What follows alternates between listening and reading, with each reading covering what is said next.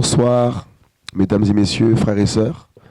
Ce soir, nous sommes sur ce plateau pour donner mon témoignage. Et je crois que mon témoignage va encourager beaucoup de jeunes, par la grâce de Jésus-Christ, à suivre Jésus.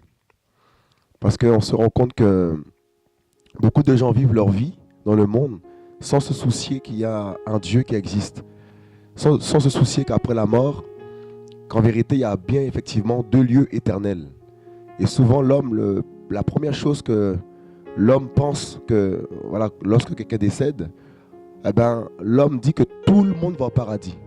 Dès que quelqu'un décède, on dit il est au paradis, il repose en paix. Et c'est souvent ce que j'entends, même auparavant, dans ma vie passée, c'est ce que j'entendais aussi. Alors qu'en vérité, on se demande qui va en enfer. Parce que à croire, à écouter les hommes, tout le monde va au paradis. Mais personne ne va en enfer. Et moi, étant jeune, j'ai vécu une vie aussi dans le monde, sans Dieu. Et pour moi, je me disais que j'ai tué personne.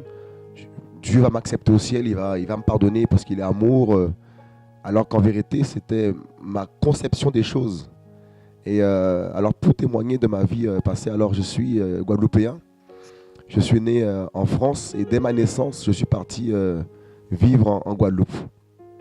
Et j'ai fait l'école là-bas, j'ai grandi là-bas. Et à l'âge de 8 ans, ma mère et mon père m'ont envoyé en France. Ils m'ont envoyé en France chez quelqu'un que je ne connaissais pas. Et pendant quelques temps, avant qu'eux-mêmes ne rentrent en France. Donc du coup, je pleurais, j'étais triste. Parce que je voulais être avec ma famille. Et quelques temps après, ils sont venus en France.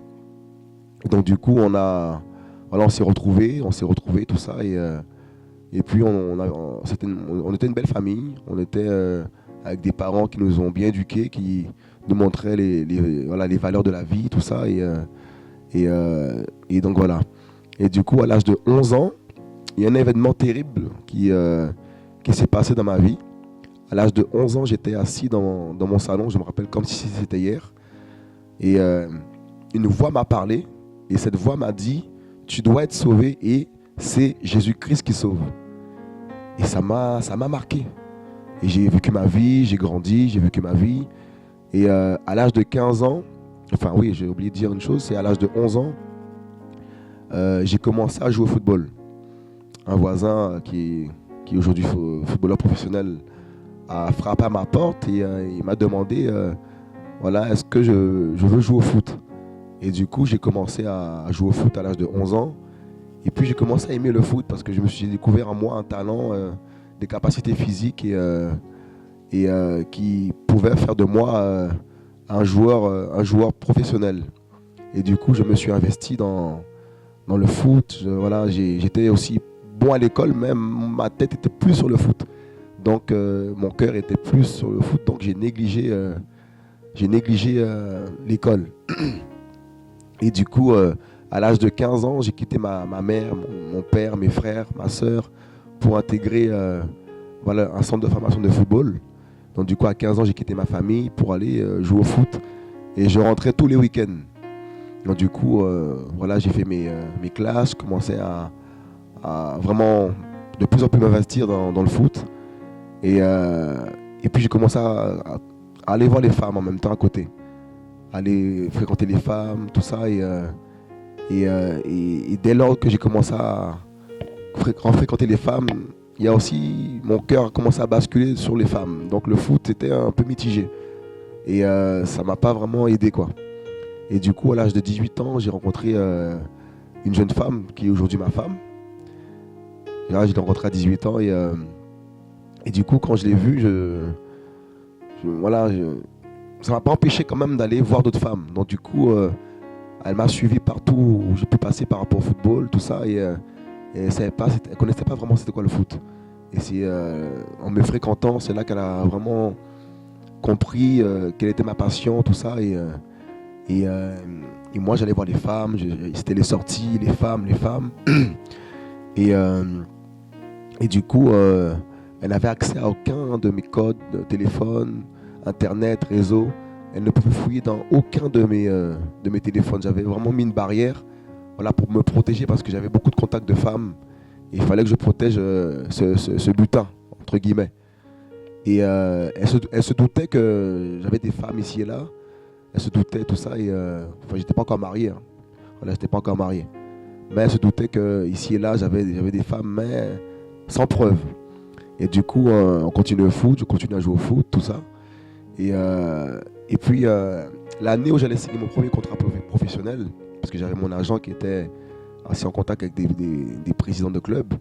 Donc du coup, l'année où j'allais signer mon premier contrat pro, je me suis blessé. Voilà, je me suis voilà, on m'a taclé par derrière. J'ai été, comment dire, mon ligament croisé s'est rompu. Donc du coup, on m'a opéré et c'est là que ma carrière a pris un coup. Et par la suite, j'ai repris le foot, au moins 18 mois après, hein, soit entre 12 et 18 mois après, j'ai repris le foot. Mais j'avais que des pépins physiques, que des blessures. Et c'était très difficile. J'ai eu du mal à retrouver le niveau que j'avais avant, la capacité physique que j'avais avant. Et du coup, le dernier club où j'étais, j'ai insulté mon entraîneur, je l'ai insulté dans un vestiaire et ils m'ont convoqué par la suite et ils m'ont dit tu iras en équipe B l'année prochaine. Et du coup, j'ai refusé, donc j'ai quitté la France. J'ai tout quitté. Je suis parti en Guadeloupe avec ma copine qui est ma femme aujourd'hui. On a quitté la France, je me suis dit je quitte tout ça, je vais en Guadeloupe. Et là-bas, j'ai créé une société avec ma femme, tout ça. Et puis là-bas, j'ai repris le football. Ça m'a encore rattrapé. Une passion, c'est quand là, il y a une passion quelque part, ça nous poursuit toujours. Donc du coup, j'ai fini par reprendre le foot en Guadeloupe. J'ai recommencé à retrouver un bon niveau physique, à remarquer des buts, à passer dans les journaux. Et j'avais cette ambition d'intégrer l'équipe nationale et pourquoi pas revenir dans le circuit, si je peux dire cela. Et du coup, lors d'un match, que s'est-il passé? J'ai eu un choc avec un gardien de foot, enfin avec le goal en question, et le genou droit s'est cassé. Alors le gauche s'est cassé, il y a 18 mois auparavant. Et je reprends le foot, c'est le genou droit qui se tord. Un choc frontal, mon genou s'est déboîté, et c'est là que je crie « Ah, c'est fini !» J'ai crié, là je comprends que le foot là, c'est fini. Le genou s'est déboîté et il s'est remis en place. Mais j'ai quand même encore été persévérant. J'ai repris la musculation, j'allais sur le sable pour muscler ma jambe, pour que ça puisse bien tenir, pour que le genou puisse bien tenir. Et j'ai repris le foot quelques mois après, j'ai repris. Je reprends, je rejoue, qu'est-ce qui se passe? Je tombe gravement malade. Et c'est là qu'on se rend compte qu'on est seul. Devant la mort, on est seul. Il n'y a pas nos parents, il n'y a pas les femmes que tu peux avoir, il n'y a pas l'argent que tu peux gagner, il n'y a pas ta société qui peut te guérir, te délivrer. On se rend compte que là, c'est « Oh mon Dieu !» Et je vous dis la vérité, ma vie a basculé. Et ma tension montait à plus de 20, j'étais jeune, elle montait à plus de 20. Et c'était terrible ce que j'ai vécu là. Je remercie, vous saurez tout à l'heure qui m'a guéri. Mais c'était un moment, un tournant terrible de mon existence. Et quelques mois avant que je tombe malade, je pensais déjà un peu à Dieu. Au moins 6 mois avant, je pensais un peu déjà à Dieu, à savoir qu'est-ce qu'il y a après la mort. Je posais déjà des questions par rapport à l'éternité. Qu'est-ce qu'il y a après la mort? Je commençais à me poser des questions sur mon existence. Et après ma vie terrestre, qu'est-ce qu'il y a? Et puis quelques mois avant, des témoins de Jéhovah étaient venus me voir pour me dire qu'après la mort, en vérité, il n'y a rien. C'est juste, en fait, on est comme une bougie, quand c'est éteint, il n'y a plus rien. Dans mon cœur, j'ai dit non, ça c'est faux ça. Le monde nous enseigne. Quand tu tues quelqu'un, on te met en prison. Quand tu essaies d'obéir à la loi de l'homme, enfin la loi de l'homme, toute loi vient. Je pense que Dieu quand même a mis quand même sa parole dans les cœurs de tout homme. Les 10 paroles. Tu ne tueras point, tu ne voleras point. Et c'est ça qui régit le monde. Donc c'est aussi les lois divines, les lois de Dieu. Et je me suis rendu compte que voilà, l'homme aussi a ses lois. Et si tu ne respectes pas les lois de l'homme, l'homme peut te punir. Et je me suis dit, mais à plus forte raison Dieu. Si des hommes qui peuvent juger des hommes alors qu'eux-mêmes peuvent fumer, peuvent être aussi colériques, être aussi méchants, dans le secret, sans que l'homme le sache, peut rendre un jugement à l'autre, à plus forte raison Dieu. Et je crois que le Dieu qui a créé la terre et le ciel est un Dieu saint. Lorsqu'on voit la création, comment elle est belle, lorsqu'on voit les fleurs, la beauté de la création, la beauté des océans, la beauté de mon île, la Guadeloupe, lorsqu'on voit la beauté de de toutes ces créations, ça ne peut qu'être un Dieu d'amour et un Dieu saint qui a créé ces choses. Et c'est ça qui me faisait un peu réfléchir. Je me dis non, il y a un Dieu qui existe. Forcément, il y a un jugement. Et cette maladie qui m'a foudroyé quelques mois après, parce que je pense que dans la vie d'un homme, souvent, pour qu'il puisse se poser des questions, il faut que des choses lui arrivent. Voilà, et moi, ça a été le cas. D'autres, ce n'est pas le cas. Parce que souvent, lorsque des gens passent par des moments difficiles, ils ne changent pas pour autant. Ils vont crier oh mon Dieu, aujourd'hui. Et dès que le fléau passe, ils vont continuer leur vie de cigarette, leur vie de péché. Et dans le monde, je suis sûr qu'il y en a plein comme moi, où Dieu a permis à un moment donné dans leur vie des circonstances pour les ramener à lui. Et moi, c'était la maladie. Et lors de cette maladie qui m'a foudroyé, j'ai été voir plein de médecins. J'ai dépensé beaucoup d'argent pour qu'on puisse me guérir. J'ai été voir les médecins ici et là, en Guadeloupe. Il n'y en a pas un qui m'a dit que j'avais quelque chose. Ils m'ont tous dit, monsieur, les machines disent que vous n'avez rien. Et je sens que dans mon corps physique, je suis en train de mourir. J'ai été voir les voyants. Il y a une voyante, je me rappelle, je suis parti voir une voyante. Je suis rentré dans son cabinet, il y avait plein de statues de Vierge Marie, de saints, des statues. Et pour moi, je pensais que Dieu était là-dedans. Et du coup, elle a commencé à me raconter toute ma vie passée. J'ai dit, oh là là, mais elle connaît toute ma vie, tout ça, donc c'est la vérité. Alors que plus tard, je me suis rendu compte que le diable aussi utilise aussi, enfin, il a ses serviteurs qui peuvent un peu te dire ta vie passée pour te faire croire que c'est la vérité. Mais en vérité, c'est faux. Dieu n'est pas dedans. Ce sont des menteurs. Voilà, les marabouts, les voyants, ce sont des menteurs. Ils ne peuvent pas nous sauver. Ils n'ont pas de puissance pour nous sauver. Et du coup, elle m'a donné des choses à faire, des bains. Elle m'a dit de prendre d'envoyer du sel dans toute ma maison, dans les coins de la maison, de faire la fumée. Donc moi et ma femme, ma copine à l'époque, aujourd'hui ma femme, voilà, vous savez ça, pour que je ne puisse pas le répéter tout le temps. Donc du coup, on a mis du sel dans la maison, ici et là, la fumée, tout ça, de l'encens, pour chasser les mauvais esprits.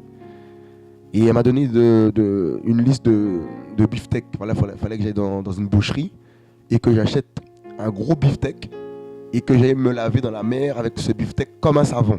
Donc je suis parti au Gosier, à la mer du Gosier, j'ai pris le beefsteak, j'ai commencé à me savonner avec le beefsteak pour retirer le mal sur moi. Et elle m'a dit, lorsque j'aurai fini de me savonner avec ce beefsteak, de trouver un chien et de dire au chien, tiens, mange sur le mal. Donc du coup, je me suis lavé dans la mer, tout ça, avec un beefsteak, tout ça. Je me suis caché derrière un caillou parce que quelqu'un qui se lave avec une viande, c'est de la folie. Donc je me suis caché, je me suis lavé avec ce beefsteak. J'ai trouvé un chien dans la rue, j'ai dit, tiens, le chien mange sur le mal. Je croyais que j'allais être guéri. Je n'ai pas été guéri. J'étais encore plus malade encore même. Et du coup, j'ai décidé de rentrer en France. J'ai dit non, je rentre en France. Donc du coup, je suis parti à l'hôpital, dans un grand hôpital français, que je ne vais pas dire le nom forcément. Ils m'ont hospitalisé pendant plus d'une semaine. Ils m'ont fait plein de soins intensifs. À la fin de cette semaine, ils m'ont dit, monsieur, on ne sait pas qu'est-ce que vous avez. Vous n'avez rien, tout va bien. Ils m'ont opéré le bras pour prendre un bout de viande, enfin un bout de muscle pour savoir si c'est pas le muscle, tout ça. Ils m'ont fait tellement de choses. Et je vous dis la vérité, je n'ai pas trouvé de guérison, de solution dans l'homme. Et c'est pour ça aussi que la Bible dit, maudit soit l'homme qui se confie dans l'homme. Et du coup, quand j'ai commencé à comprendre que les femmes que j'avais, ma mère qui était là pour moi, mes parents, mes amis, tout ça ne pouvait rien pour moi, dernier recours, c'était Dieu. Beaucoup diront, oui, Dieu, tout ça, il n'existe pas. Il est si réel, ce Dieu. Il est tellement réel. Il faut juste que tu puisses ouvrir ton cœur pour qu'il se révèle à toi. Et du coup, je suis reparti en Guadeloupe. Je me suis dit, je retourne en Guadeloupe et pour prendre ma voiture, parce que j'avais une voiture tuning, qui était bien tuning, tout ça, que j'aimais beaucoup, avec du son là-dedans, des boomers. Je me suis dit, je retourne en Guadeloupe, je récupère ma femme, ma copine, ma voiture, et je rentre en France, et je change de vie, parce que je me suis dit, là, je vais commencer à prier Jésus-Christ. Et ma soeur prie actuellement dans une grande église, mais aujourd'hui, je me suis rendu compte que Jésus n'est pas dedans, Jésus n'est pas dans ces églises. Donc du coup, j'avais pour projet de revenir en France et m'installer en France, tout ça, et commencer à prier Jésus, changer de vie. Donc retournant en Guadeloupe, je suis parti faire le contrôle technique de cette voiture. Et arrivé là-bas, je rencontre quelqu'un et je commence à parler de Jésus-Christ avec ce monsieur. Alors que je ne connaissais même pas encore vraiment le Seigneur, mais dans mon cœur, le désir commençait à brûler pour Dieu. Et, du coup, j'ai été faire le contrôle technique de la voiture, tout ça pour qu'ils prennent l'avion. Donc du coup, j'ai payé plus de 1000 euros pour cette voiture, pour qu'elle puisse prendre l'avion pour rentrer en France. Donc, j'étais tellement attaché à cette voiture. Et du coup, ce monsieur en question était chrétien. Il m'a invité à venir dans son église un dimanche. Et puis je suis allé faire un tour. Avec ma copine, on est parti faire un tour. Donc du coup, ils ont prêché la parole, tout ça. Et franchement, j'ai été touché. J'ai été touché et j'ai dit non, il faut que je suis Jésus-Christ. Donc du coup, je commence à me séparer de corps avec ma femme. On a arrêté les rapports sexuels hors mariage. J'ai commencé à retirer mes boucles d'oreilles. J'ai commencé à retirer mes locks, la touffe que j'avais. J'ai commencé à tout retirer. Je voulais vraiment abandonner mon ancienne vie. Il y avait ce désir qui brûlait en moi d'abandonner le mal, les femmes, les boîtes, le shit. Et c'est quand je suis parti en Guadeloupe, en fait, que lorsque ma carrière était un peu finie en France, c'est là que c'est en retournant en Guadeloupe que j'ai commencé à sombrer dans le péché. J'ai commencé à fumer le shit, j'ai commencé à taper la police, j'ai commencé à aller voir les femmes de trottoir, c'était terrible. Et à commencer à boire l'alcool, je commençais à boire l'alcool. Et j'ai failli me faire tuer dans des bagarres par des fusils à pompe. J'ai commencé à devenir violent. Et aujourd'hui, si je n'avais pas rencontré le sauveur de l'humanité, je crois que je serais déjà mort. Et du coup, lorsque j'étais dans cette église, je remonte un petit peu, lorsque j'étais dans cette église avec ma femme, donc du coup, voilà, on a décidé de se séparer de corps, on ne voulait plus avoir des rapports intimes. Et en fait, c'est la conversion qui commença à s'opérer dans mon cœur. L'amour de Jésus-Christ a commencé à inonder mon cœur et je vous dis la vérité, je devenais comme amoureux et commençais à être passionné de Jésus-Christ. Et en fait, vous voyez ma vie basculer. Je savais que c'était Jésus-Christ qu'il fallait que je suive. Parce qu'à l'âge de 11 ans, cette voix m'a parlé. Et c'est là que cette voix a commencé à avoir tout son sens dans ma vie. Jésus-Christ de Nazareth. Et parce qu'on peut parler de plein de dieux. Mais il y a un seul véritable Dieu. Dieu a un seul nom. Et c'est Jésus. Et du coup, voilà, comme je disais, je me suis séparé de corps avec ma copine, tout ça.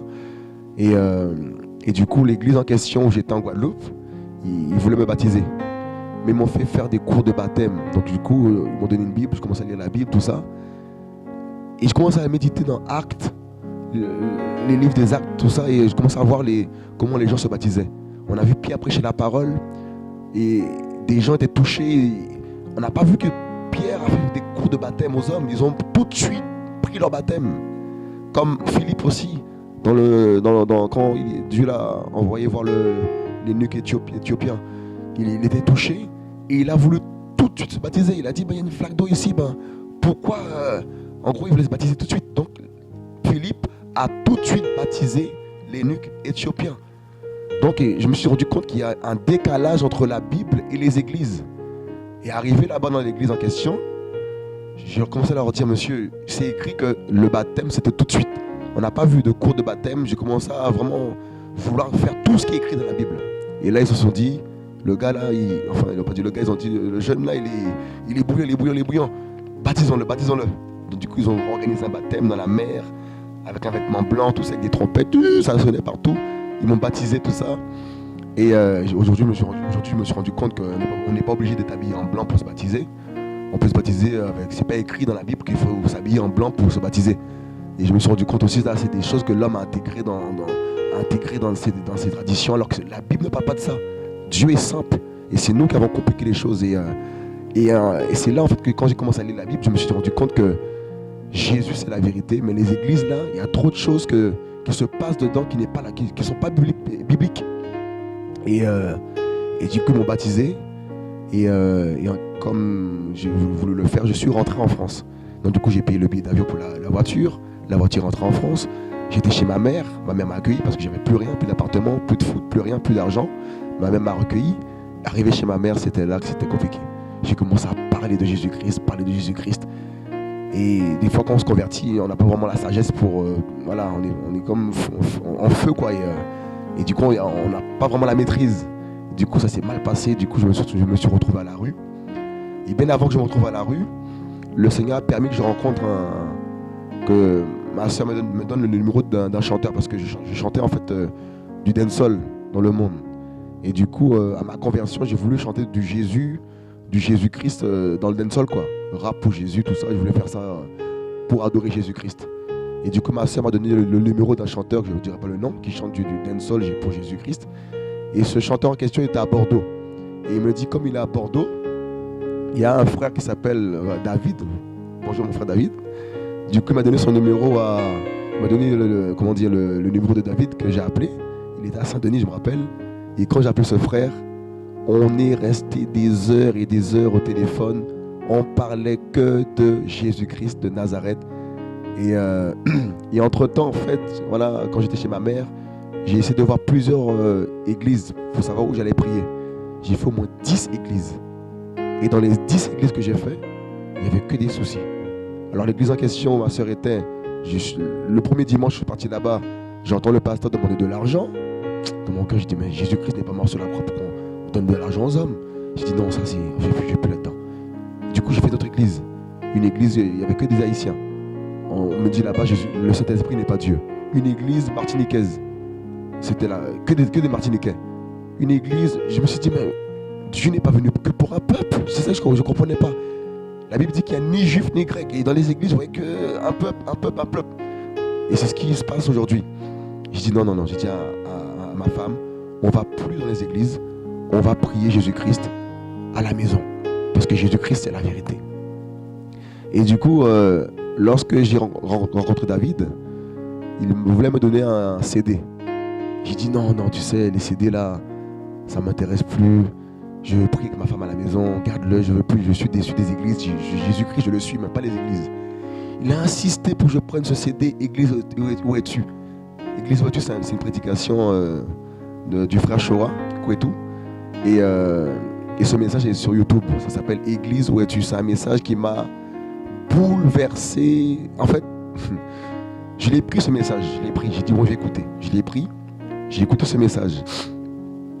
Et quand j'ai mis ce CD dans l'ordinateur, ça m'a révolutionné. C'était le message que j'attendais.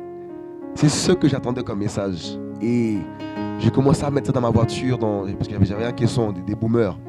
J'ai commencé à mettre ça partout dans les rues. J'allais, ça jouait partout. Église, où es-tu? Ça parlait que de la Bible. Et lorsqu'on voit une voiture arriver comme ça, on se dit non, ça c'est un délinquant qui est dedans. Mais quand tu vois la personne qui est dedans, c'est un jeune qui a les cheveux coupés, tout ça, et qui est propre. Et là-dedans, c'est le message de l'évangile qui se propageait dans les villes. Donc je faisais exprès des fois de passer dans les rues pour évangéliser les villes, comme ça, les rues, tout ça, avec l'église où es-tu. C'était incroyable. Et je bénis Dieu parce que ça m'a révolutionné. Et c'est quand j'ai commencé à écouter ce message que j'ai encore plus compris qui était Jésus. Ça m'a encore plus révélé Jésus-Christ. Ça m'a encore plus appris comment Dieu voulait qu'on vive. J'ai commencé à me sanctifier. J'ai commencé à comprendre qu'est-ce que véritablement la sanctification. Parce que Dieu aussi passe par les hommes pour nous enseigner. Il nous forme lui-même, il passe aussi par les hommes. Et nous-mêmes aussi, on doit se former. Donc il y a plusieurs types de formation. Et j'ai commencé à écouter ce message que le frère Shoah prêche encore jusqu'aujourd'hui. Et ça m'a boosté à aimer Jésus. Ça m'a boosté à craindre Dieu. Et j'ai vu que des bonnes choses pour se produire dans ma vie. La sainteté, l'amour pour Jésus-Christ, la séparation avec le monde, ça m'a ouvert les yeux sur beaucoup de choses. Et du coup, dès lors que j'ai commencé de plus en plus à me sanctifier, au moins peut-être 6 mois ou 1 an après, c'est là que Jésus-Christ m'a délivré. Il m'a délivré de cette maladie que j'avais. Il m'a délivré de la tension qui montait à plus de 20, tout ça. Jésus m'a bousculé, il m'a secoué. Je suis amoureux de ce Dieu tout-puissant, Jésus-Christ. Voilà pourquoi je donne ce témoignage vraiment pour encourager ceux qui hésitent encore à venir à Dieu. Dieu est réel. S'il a pu toucher ma vie, s'il a pu me délivrer de la maladie, il peut le faire pour toi. Vous voyez? Il peut le faire pour nous, pour vous tous qui doutiez. Là où l'homme est incapable, tout est possible à Jésus-Christ de Nazareth. Jésus n'est pas un mythe. Jésus n'est pas une religion, c'est une relation. Et c'est ce que beaucoup n'ont pas encore saisi, mais je crois que Dieu va toucher des cœurs afin que les cœurs puissent se reposer uniquement sur Jésus-Christ de Nazareth. Et dès lors que le Seigneur Jésus-Christ m'a guéri, jusqu'à aujourd'hui, j'ai plus confiance dans l'homme.